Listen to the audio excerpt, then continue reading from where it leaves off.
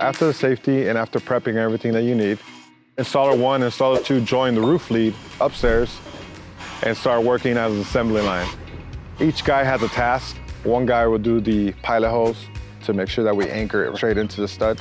As he's finding the studs that are running across the rafters, he's chalking it out based off the design that you get on your blueprints. Roof lead comes by, and as he's pounding, either hammer, anything that's solid to tap it, and you'll see the difference. You'll see where it's hollow and where you actually find a truss. We use a pilot bit to make holes into the truss. So we pre-drill to make sure we find the trusses first.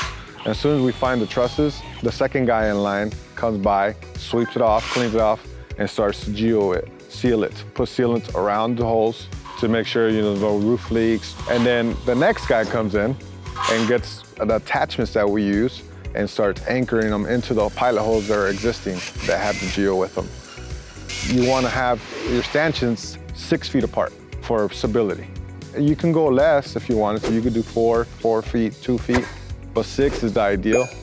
You always want to either go with the shingle or tile if they're in a straight line.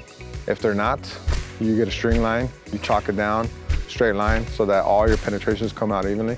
And the reason for that is, as soon as you either start putting rail on, if any of the penetrations don't line up, you won't be able to line the rail up onto the actual stanchions. And then on top of that, when you go to land panels, if your rows ain't straight, your rail's not straight as it should be, panels start pulling on you. As soon as you go to tie them down with the mid, panels start shifting on you, and it gives you a crooked array. So it's very important to make sure that all your penetrations are lined up.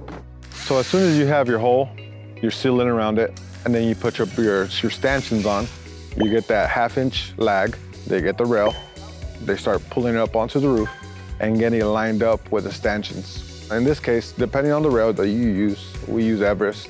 So Everest comes with T-bolts that we have to adjust and line up to our stanchions, and the T-bolt locks into the stanchion, and we lock that onto the rail so that it holds it firm. When you put your rail bolt on, there's gonna be a line right here in the middle of this screw. You wanna make sure that that line is perpendicular, up and down, straight up and down. Because if it's to the side, this rail will be able to pull out. Straight up and down means it will never come apart. Everything changes after the rail's on. That's when you start jumping into wire management.